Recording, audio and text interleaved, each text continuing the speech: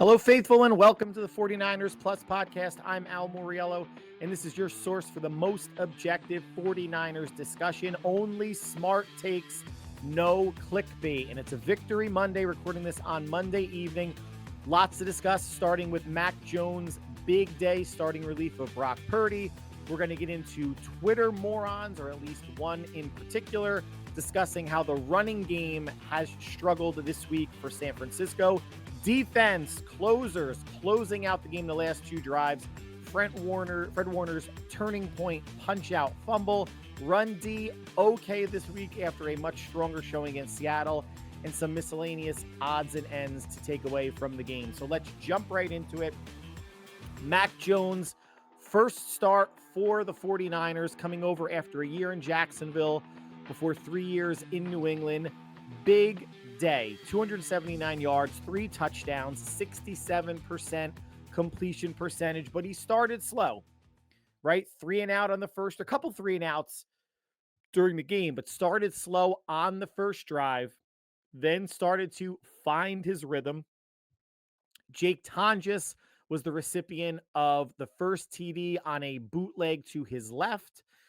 McCaffrey was the recipient of the second touchdown at the end of the half. A beautiful throw by Mac Jones to the right corner-ish of the end zone. And it was so big at that point, at the end of the half, with about 1:14 left, to get down the field and get points. Remember, it was a 9-7 game at that point, with Eddie Pinheiro missing that first extra point.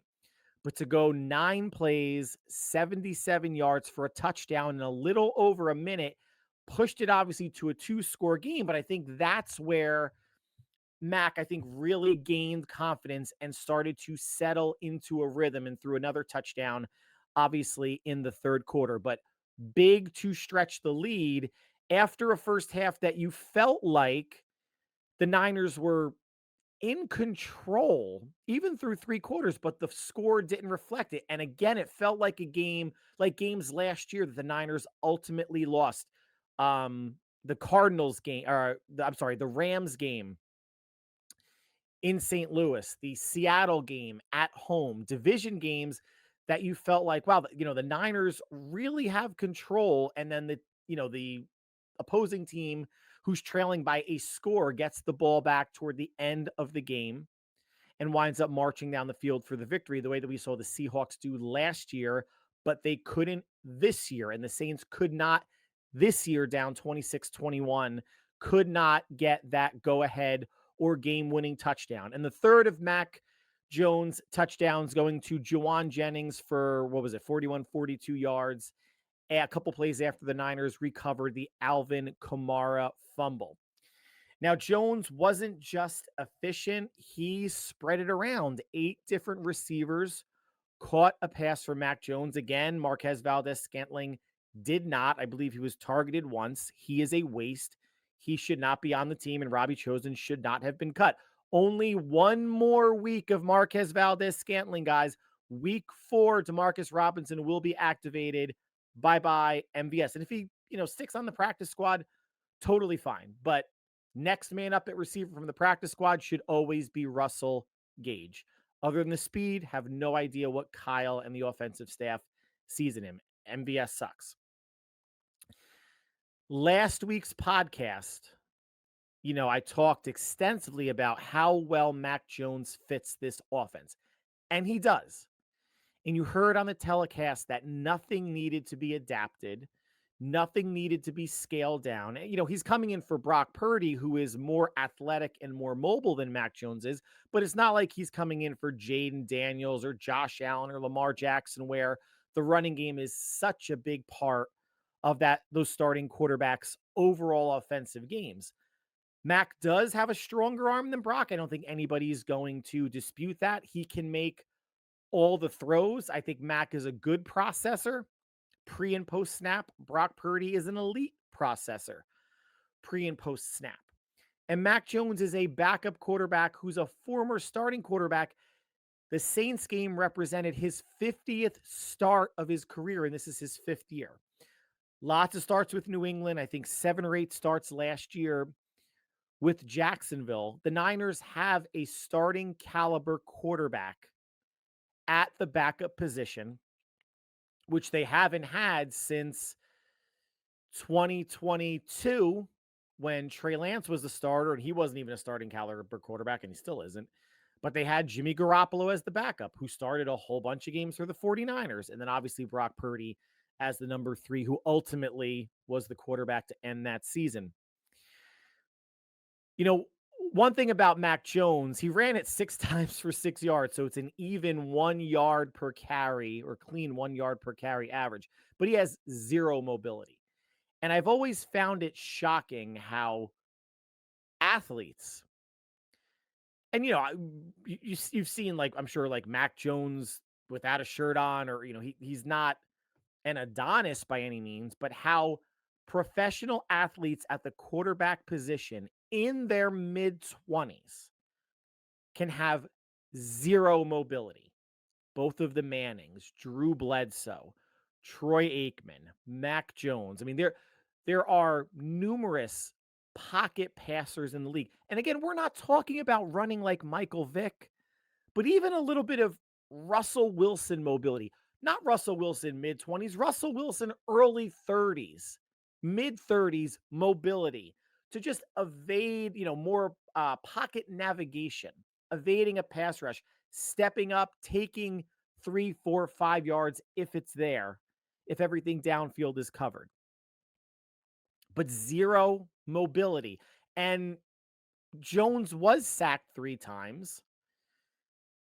New Orleans, again, got after Kyler Murray 4 times, and Murray holds on to the ball sometimes a bit longer than he should. And that was the case on Mac's, or 2 of the 3 sacks that Mac Jones took. So as comfortable as he is in the offense, and he said it, I listened to the post-game presser, that he's like, those, I think he put all the sacks in him. Those are on me. I have to get rid of the ball quicker, or even just get rid of the ball if nothing's there and not take a sack. And the costly one was the fumble that he had, giving the ball back to Arizona. But Mac Jones as a whole, there's no way you can either look at the stat line or watch the game, going back to watching the game again, that no one can say that obviously he did not step in and perform beyond admirably. I mean, hell, anyone's thrown for almost 300 yards, 3 touchdowns, no interceptions.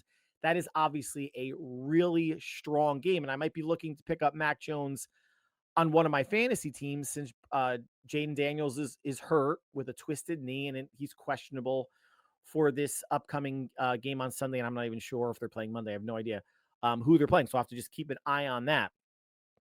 But I knew, and I mentioned it to a buddy yesterday watching the game, when Mac Jones was at 1 touchdown, I said, if he throws another touchdown, you're going to hear morons on Twitter and regular media, talking head morons, already, start to say, well, maybe they don't need Brock Purdy and Mac Jones. They were going to draft him in 2021. Brock Purdy's contract is a waste, et cetera, et cetera. So with that, let's transition to bringing back one of my favorite segments, and hopefully yours, Twitter twats. And this particular twat could be a part of this segment every week, but I'm not following him on Twitter because I just can't stand him. Grant Cohn. If anybody out there is a fan of Grant Cohn, that's totally cool. I do read, some of his articles, not all. Some of them I can tell by the headline that it's a Grant Cohn article and there's no need. Sometimes he is somewhat fair and somewhat objective, but most times he's a misery monger and troll, and he gets paid by clicks and views, and he knows that bitching about the team and saying stupid stuff in press conferences and almost getting his ass kicked by Javon Kinlaw a couple of years ago will draw eyeballs to his content. And I also still maintain that the best part of Grant Cohn dripped out of his mother's ass and wound up as a stain on the floor of a gas station bathroom. Here was his tweet, or X post, whatever. I mean, we're going to call it a tweet because, again, Twitter twat, alliteration, everybody enjoys that. Quote, I wonder if the 49ers regret giving Brock $250 million after seeing what Mac can do. We knew it was coming, guys. We knew this was coming, especially from this, not a reporter. What do you want to call him? An online poster of content? It's fair to say. Now, first of all, let's go back to the quote. No, the Niners do not regret giving Brock the contract. After Mac's good first year in New England, he tailed off rather significantly. Now, granted, he had Joe Judge as his offensive coordinator one year. He had Matt Patricia, which was the dumbest move. Like, sometimes Bill Belichick thinks he's smarter than everyone else. Actually, probably all the time. He thinks he's smarter than everyone else. And he recently just banned any New England Patriots scouts from North Carolina's practice facility, or maybe I guess the university as a whole. I'm not sure, which is completely petty. But Mac Jones did go through some stuff in New England where he wasn't put in the best position to succeed. He didn't have the weapons in New England. Like, they were offensively bereft after Tom Brady left for the most part. And stepping into Jacksonville last year, the last year of Doug Peterson's reign, that, they had weapons, not a great situation. I believe he was like 8 touchdowns, 8 interceptions, not a super high completion percentage. But he is a first round pick for a reason. Maybe he was drafted high at 11 or 12, wherever he was drafted, or 15, whenever he went to New England. But he does have talent. Here's the difference, guys. Brock Purdy, or Mac Jones, is a starting caliber quarterback. He started 50 games in this league now. He is a starting caliber quarterback. A lot of teams have only backup quarterbacks as their QBs. Look at Cincinnati. Now, Joe Burrow, it's been reported he has to have surgery. He's out for 3 months with turf toe. Think about how lucky the Niners, what a bullet they dodged. That Brock's turf toe, and there's some reports that he could be back against Arizona. But even if he's out versus Arizona and out versus Jacksonville and comes back versus the Rams, that's missing 3 games versus 3 months. And Cincinnati's backup is Jake Browning, a career backup. He's started games, but I don't think he's ever going to go anywhere to become a starter. Whereas Mac Jones very well may have that possibility after his 2 years with San Francisco. I'm going to actually get into something else about that in a second. Mac Jones is a starting level caliber quarterback. Brock Purdy is a franchise quarterback. And if anybody here that's listening isn't a Brock Purdy believer, that's totally okay. I'm of the belief he is a franchise caliber quarterback for this team. That doesn't mean he's a franchise caliber quarterback for every team, because fit matters. Do we think Patrick Mahomes would be Patrick Mahomes if he was with the Panthers or the Browns or the Titans? No. He fell into a great situation, much like Joe Montana did with Bill Walsh, and Steve Young with Bill Walsh, and George Seifert and Mike Shanahan as an offensive coordinator, and Aaron Rodgers with Mike Holmgren, and Aaron Rodgers and Brett Favre before him, Tom Brady with Bill Belichick. Fit matters. A lot of these players may not be who they were or who they are if it wasn't the team and the head coach and the offensive coordinator that's coaching and grooming them. Walking back Grant Cohn's piece of shit statement, I will say it's fair to say that if San Francisco drafted Mac Jones in 2021, then maybe Brock Purdy isn't a Niner.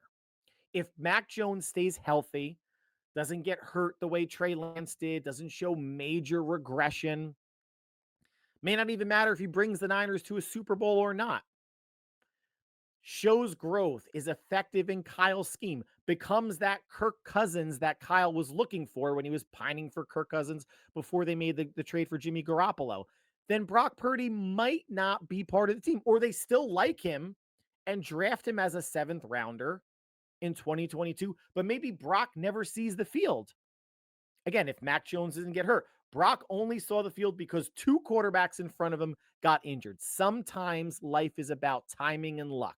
You could be the smartest person in the room, the best looking, the most athletic, but sometimes you need things to happen in front of you. You need things to fall your way to get the opportunity and then run with it. Just because Brock got an opportunity didn't mean he was going to get a big contract or was going to be looked at as the 49ers QB of the future. What he did 2022, not losing a game until blowing out his elbow in Philadelphia, and then being an MVP candidate and walking off the field twice at the end of the game, once in the fourth quarter, once in overtime with a lead that the defense unfortunately could not hold. Otherwise, he's a Super Bowl champion, maybe an MVP, although it could have gone to Juwan Jennings. And the discussion about Brock Purdy is totally different, all because of what in those instances the defense couldn't get a stop.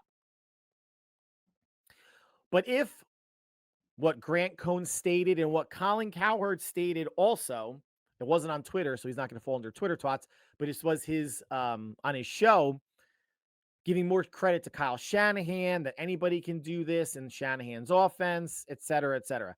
What about Brian Hoyer? What about CJ Beathard, Nick Mullins, Josh Dobbs, Brandon Allen? What about Trey Lance? Yeah, okay, the injury, all that. He was never going to be a good quarterback, even if he stayed healthy. I am so confident in that. Couldn't be the backup in Dallas for 2 years. Couldn't beat out Cooper Rush. This big physical, athletic specimen could not beat out a red-haired white kid. And now he actually is the backup to Justin Herbert, but he'll only get his chance if Herbert gets hurt. And I hope not, because I do have him on my other fantasy team. What about all those quarterbacks that did not succeed under Kyle Shanahan? There is something to Brock as a gem in the 7th round. Mac Jones obviously has talent, but let's not confuse a starting level quarterback with a franchise level quarterback that Brock Purdy is. When I say franchise quarterback, I'm not confusing him with Allen, with Burrow, with Mahomes, with Lamar. The franchise quarterback is like the Dolphins gave Tua a big contract. They view him as the franchise quarterback. Jordan Love, franchise quarterback. Trevor Lawrence, franchise quarterback. Deshaun Watson, before the injury in that ridiculous guaranteed contract, franchise quarterback. We can argue if the team was right or wrong to give that contract, but all I know is Brock Purdy put a lot more on tape getting to a Super Bowl than Jordan Love has, than Dak Prescott has, than Trevor Lawrence, CJ Stroud to this point in his career, and he's going to get a contract after this season. Deshaun Watson, Tua. Brock has earned, if you want to argue this, that's okay, but put everybody's resume next to each other and tell me that Brock hasn't earned the contract and the franchise quarterback label more so than any of the other 5 or 6 quarterbacks I mentioned that got high price deals. Potential is what gets coaches fired. Anthony Richardson, I didn't think he had potential. A lot of people out there didn't think he had potential. Chris Ballard and the Colts offensive staff thought that he did. He's trash. They are lucky they stumbled upon Daniel Jones, who might save everybody's job there. Daniel Jones. But the potential of Anthony Richardson was too much to pass up, even though I have no idea what they were looking at his Florida State tape. Potential gets coaches fired. Put a bow on it. Grant Cohn, Twitter twat extraordinaire. No, the Niners are not wondering anything. What could happen is, remember, the Niners have Mac Jones signed for 2 years. If there's a team next year that suffers a significant quarterback injury going into the season, I'm sure they would ask Mac if he would want to be traded. Trade Mac Jones for a relatively high draft pick, not a first rounder, but a second rounder for a starting quarterback. Remember, Sam Bradford got traded from the Eagles to the Vikings or vice versa, however many years ago, for a first round pick or a pick and something else, because they were whoever the receiving team was, I forget, but I know those were the 2 teams involved, was so desperate for a quarterback. So they can flip Mac next year for a pick if needed. And then Curtis Rourke, who's taking a redshirt year, rookie out of Indiana, can slide into the backup spot. Or you bring in someone else, some other, veteran quarterback to fight to be the backup and or number 3 with Curtis Rourke. That's what might be going through the Niners' mind, brass's mind today, that, hey, if Mac keeps this up, if he plays against Atlanta, plays against Jacksonville, we might have a trade asset on our hands next year. And it's got nothing to do with Brock. Sorry, Grant Cohn. Now, the running game, after a good showing in Seattle, struggled. 26 rushes, 77 yards, no touchdowns. McCaffrey went 13 for 55. Brian Robinson, 6 for 20. McCaffrey, coming off of 31 touches in Seattle, only had 19. I'm not going to say that that's where he should be. I could see low to mid 20s per game. 31 was ridiculous. And Mac Jones threw it, high 30s in terms of attempts. The Saints were committed to stopping the run between 5-man lines, having 7 or 8 near the line of scrimmage. They were taking the run away and daring Mac Jones to beat you, which is interesting because the Niners didn't do that to Spencer Rattler. They played more of their, and we're going to get into the Niners run D struggles a little bit, but they played more of their base wide 9, front 4, drop 7 type things without a ton of blitzing until the end of the game. And they never dared Spencer Rattler to beat them. The entire Saints offense was beating them for 3 quarters. And this was a little bit different than the Seattle game, where Seattle on pass sets and run sets were blowing up the line a whole lot more than myself, you guys, and the Niners coaching staff would have liked to see. And then when the Niners actually got down into the red zone, the Niners and Kyle were stubbornly running into 8 and 9-man boxes.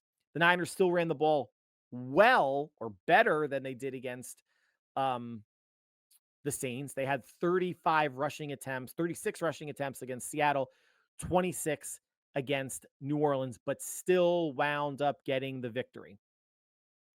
Let's talk about the defense. Let's start on the high note, closing out, right? Closers. Salah says, we have closers on this team. We have 2, and it's Nick Bosa, and it is Bryce Huff. Bosa had the big sack on the second to last drive that we thought was going to end the game, except the Niners could not get a first down to milk the clock off, nor did they even try to run the ball. It was just passing with a missed incompletion to 2 third down misses. I don't know if it was in a row, but to or on subsequent drives to Juwan Jennings, one deep, and then one, it was like a deep corner, and one was play action slant that was just out of Juwan Jennings' reach. But Bosa had that sack on the second to last drive. So big, reminiscent of the Seahawk game, except it wasn't a strip sack. That came from Bryce Huff the next drive. Strip sack on the final drive to end it.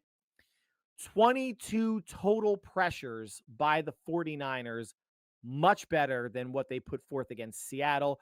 Bosa had 6, Huff had 5, Michael Williams 3, and Yetur Gross-Matos 3. So you had 17 pressures just from the D ends, not including D tackles or linebackers. I mentioned, as we started talking about this segment, that Salah talks about closers. Where are the openers? Where is this pressure to start the game? Remember, against Seattle, the only sack of the game was Bosa's strip sack late that ended it. The Niners had 3 sacks total. Bosa, second to last drive, Huff on the last drive. Then it winds up being Upton Stout, I believe, in the first corner on a slot blitz. So 3 sacks are better than 1 from week 1. But why aren't the closers openers? Why aren't the closers mid-game merchants? Where is, and I'm not expecting 10 sacks a game, but where is, and the pressures were better, but where is the looks where they're really putting the quarterback in a dicey situation, really getting Spencer Rattler off his spot, right? Near sacks, QB hits. The closing aspect is good and so big because, again, this is a game, much like the Seahawk game, that was a loss last year. This felt like a loss, and you can see the different players, right? There was no Michael Williams, no Bryce Huff, but a different coordinator in Saleh. The difference that Saleh and his scheme, and obviously these players make, and you can hear it in the post-game pressers from the defensive players. They're not explicitly saying it, but they are saying things like, it feels so much different this year. It feels better. We're back to playing Niner football like that. And I guess they are indirectly comparing that to last year, but it looks different to us watching the game, right? The intensity, the energy. It's just that the closers need to be closers the beginning and middle of the game as well. And by closers, I mean get off the field on third down, flush a quarterback out for a throwaway, get a QB hit, get a sack, get off the field. Too many drives were extended either by Spencer Rattler himself or the defense making a stupid penalty. I know there was one on Upton Stout on a hold on an in route or an illegal contact, which really shouldn't have been. And another, I forget the player, that extended the drive on the same drive that led to a Saints touchdown. And Rattler, for the most part, looked comfortable. Only threw for 207. The Niners' pass defense has been good. Remember, Sam Darnold didn't go over 100 passing yards. The big Sam Darnold that a lot of uninformed Niner fans and media members thought the Niners should have kept and traded Brock Purdy after Sam Darnold played one game, week 18 in 2023, and did not look good in it. He looked okay, did not look great, and had a great season in Minnesota. And now the Vikings are going to have their own QB issues with JJ McCarthy, ankle injury, out for a couple weeks, and Sam Darnold bounce back game at Pittsburgh. And maybe that Steelers defense is not going to be as good as in previous years as the Seahawks get a 31-17 win. But Rattler threw for 207, 3 touchdowns, 74% completion percentage. And Spencer Rattler, a lot of what he did for the first 3.5 quarters was working off the running game. The Saints run game was working, and the Niners run D not so much. So 30 carries overall for the Saints for 121 yards, 4 yards a carry. Alvin Kamara went 21 for 99, about 4.5 yards a carry by himself. And it felt like Kamara was running at will at times. Certain drives were just, chunk, picking up 4 yards, 5 yards, 6 yards. Alvin Kamara is still a very good back in this league. Spencer Rattler, I think, carried it maybe 4 or 5 times, but only for 3 or 4 yards a carry. So he didn't really break any runs. His mobility didn't really extend many drives either because he had time to throw.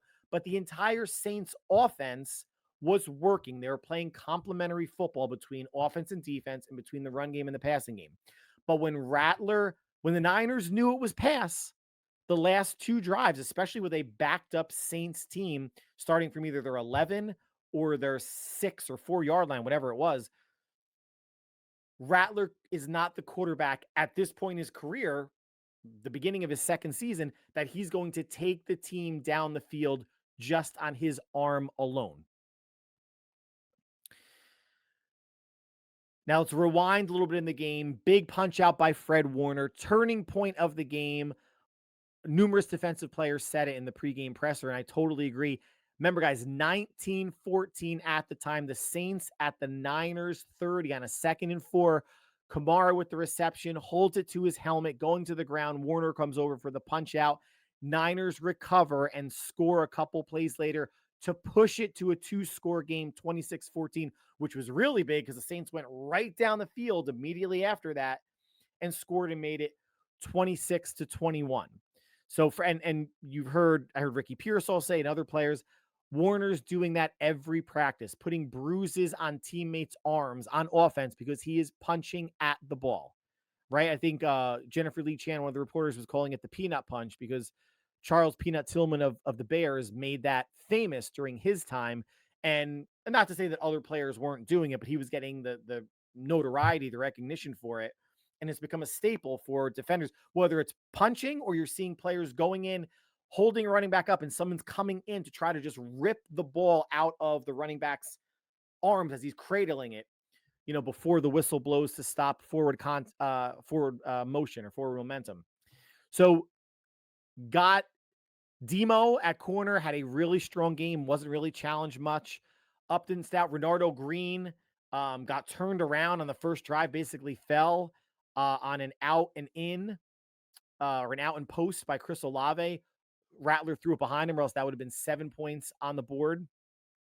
Instead of, was it I don't know if it was a missed field goal where they did convert there, but got lucky. Renardo Green, not his best game. Demo, good game. Upton Stout, probably still close to where he was the Seahawk game. Got picked on a bit, ups and downs, and rookies are going to have that. Now, a rookie that had a consistent down the first 2 weeks is Nick Martin, rookie 3rd round pick, inactive again.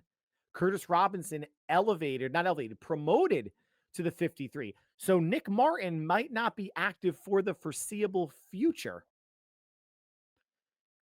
which, if they think that Curtis Robinson's going to offer something more on special teams, it is the Warner and D. Winter show. And I guess Curtis Robinson or Luke Gifford is going to be linebacker 3. Then you have Curtis Robinson there. There's 6 linebackers, and Tatum Bethune was active. Nick Martin being the inactive again does not mean he's a bust. Some players need some time and seasoning, and the Niners right now, with a healthy 5 linebackers ahead of him, he's probably going to be inactive again at Arizona. So now some odds and ends to conclude the show. 3rd downs, Niners even better than last week at Seattle, where they went 50%, 8 of 15, which is over 50%. Obviously, mathematically, that's better. And I mentioned last week that the Niners need to hold the Saints to about 36% or less on 3rd down conversions. New Orleans was 4-11. That is 36%. I hit it right on the button for whatever it's worth. Time of possession, I thought it was important for the Niners to win that by maybe 7 or 8 minutes. Well, the Niners did win it, but only by a minute and a half. Again, the Saints played great complementary football on offense, keeping Robert Saleh and the defense on roller skates for several drives. Now, the Saints only scored 3 times, so they forced punts. They got a turnover. They didn't pick Rattler, but they were able to get a turnover, and obviously the strip sack turnover at the end of the game. So 2 total turnovers, only 1 for San Francisco. Time of possession in the Niners' favor, but not as much as I thought it would be. Injuries, Ben Barch injured. He was ruled out shortly thereafter. I think it was his ankle. Connor Colby, the rookie from Iowa, stepped in, did not allow a pressure. So the Ben Barch experiment over. I was high on him just on the hopes that, if healthy, he could replicate what Aaron Banks did at left guard, because Aaron Banks wasn't anything great. He was average, maybe slightly above average. And I thought you can get that from Ben Barch. Does look like he just has the body to stay healthy for a full NFL season. Connor Colby came in, played well. And if Barch gets relegated to being a backup, that's okay. You still have Barch. You still have Hennessy. You still have Drew Moss if he's active on the inside. Then, of course, Burford, backup left tackle, could kick inside if needed. And Anthony Pleasance, the backup to Colton McKivitz. In terms of overall pressures, Jake Brendel 4, Colton McKivitz and Dominic Pooney 1 each. Only 6 total pressures. Trent Williams played questionable for much of the week. Tested his knee out during warm-up, saw how many Niner fans were out there. Got him so pumped up that he decided to give it a go. 6 pressures last week against the Seahawks, none against the Saints this week. Kyle Juszczyk out with a concussion. Jake Tonjes filled in there when a fullback was needed. So essentially you had, even with Luke Farrell lined up as an inline tight end, you still had 2 tight ends on the field when Jake Tonjes was lined up as a fullback. Juice undetermined at this point if he's going to clear concussion protocol. It's only Monday for the Cardinals game on Sunday. And they mentioned the fans at the Superdome, man. It was cool to see. And even the players talked about it afterwards, how much red there was, how loud they were, how loud the Niner faithful were the last 2 drives of the game when the Saints were backed up inside their own 15, inside their own 10 both times. Kyle said that they did not have to go to silent count at all in the Superdome, a domed stadium, early enough in the season where you shouldn't have Saints fans selling off their tickets. It's not like this is week 14 and the Saints are 3-10 and people are like, oh, the hell with this. Week 2, only lost last week against Arizona by 7, and Juwan Johnson, their tight end, almost came down with a game-tying touchdown at the very end of the game. So it's not like the Saints were a complete laughingstock, but Niner fans travel really well, and per Kyle looks like they travel really well in New Orleans. As he said one of his favorite games was that 2019 game with George Kittle with that huge 4th and 2 conversion, dragging players downfield after, with a face mask penalty included there. How much red was in the stadium that he could feel, and the players could feel the energy. So any Niner fans listening that went to New Orleans, thank you. You guys showed up and showed out. Absolutely fantastic. So conclude, per Kyle, as of Monday, Brock has a chance to play week 3 at home against Arizona. Cardinals are opening up as 1.5-point favorites. Arizona off of 2 wins against the Saints, and they beat the Panthers as well. Big division matchup in week 3 with the Rams, Cardinals, and Niners all 2-0.